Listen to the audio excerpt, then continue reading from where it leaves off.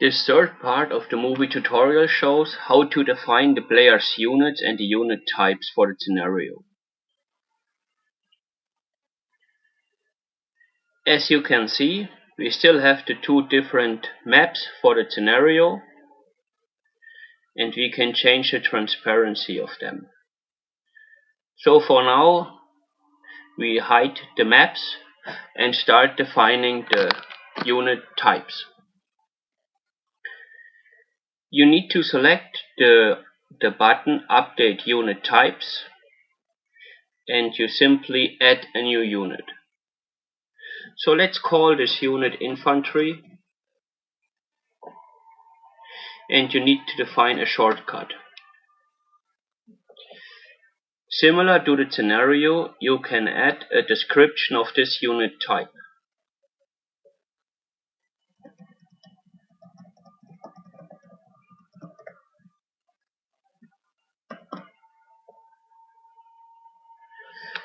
So now we define the specification for this unit.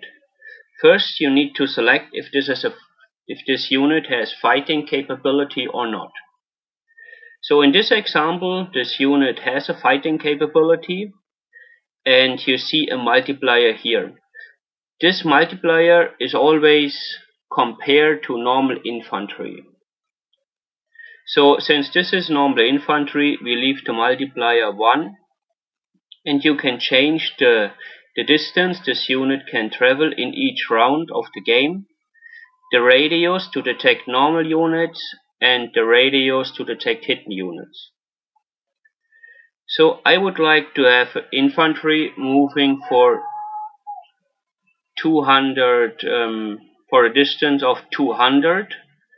The detection radius for normal unit, I would like to have it 300, and the detection radius for hidden units, let's have it 100. As you can see, we have here an example unit. The red circle shows the detection range to detect hidden units. The gray circle are the maximum distance to move in each round, and the dark green circle is the detection range for normal units. Let's add another unit to explain the functionality of the multiplier. Let's call this unit Unarmored, and we define the shortcut. This unit has fighting capability, and compared to normal infantry, it's 5 times stronger. The maximum distance per round is 500. The detection range for normal units is 200, and the detection range for hidden units is 50. So now we would like to add some special units. So let's call it this unit Purifier.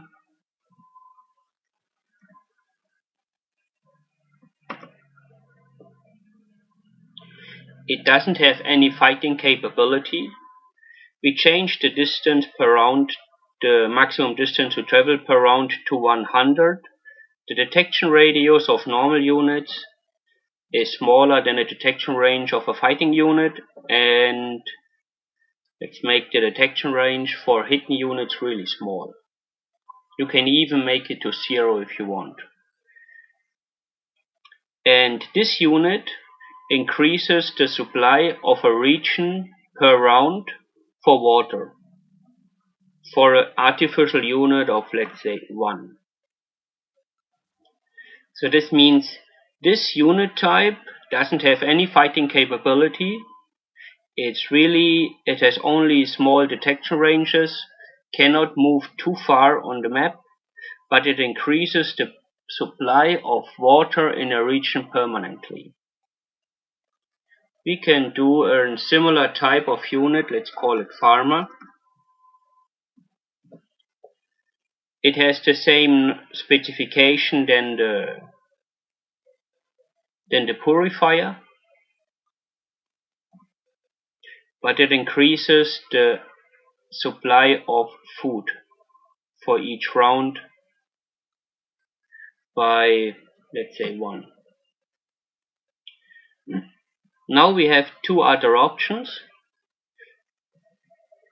So let's say we have one trainer for regions,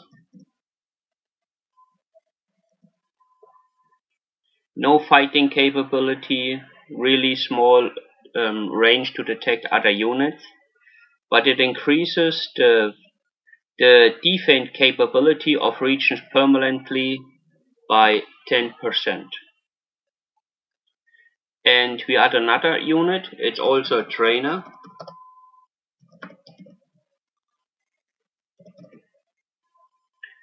And this one increases the fighting strength of a unit per round by 10%. If you want, you can add more units. So let's take ISR. Doesn't have any fighting capability. It doesn't move too far on the map, but it has a really big detection radius for normal units. And we have another just for detection of hidden units.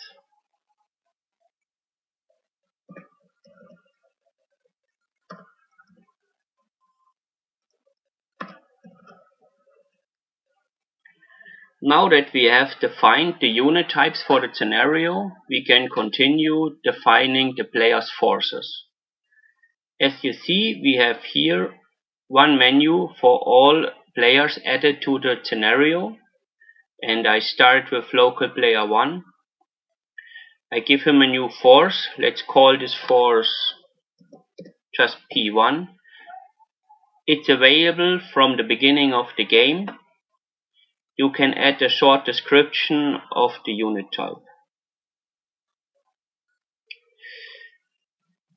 So let's say this force consists of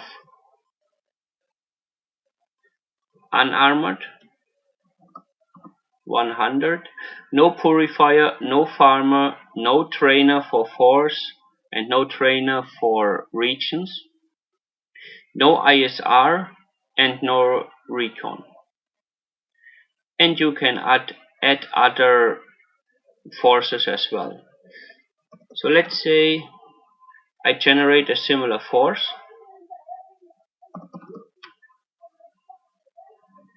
but this force is not available from the beginning of the game. It's a pre-scheduled reinforcement that shows up on the map in round 2.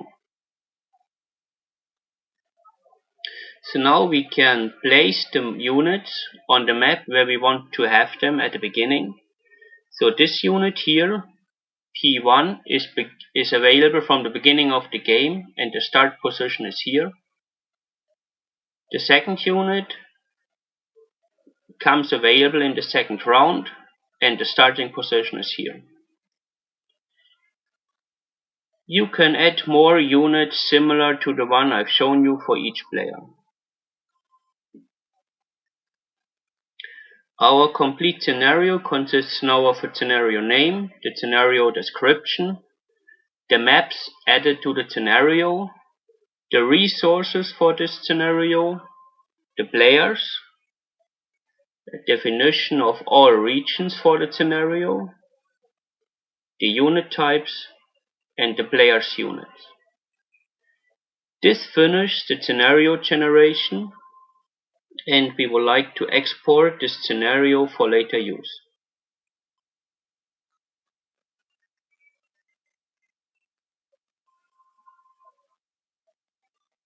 So we select the folder and just the name for this scenario.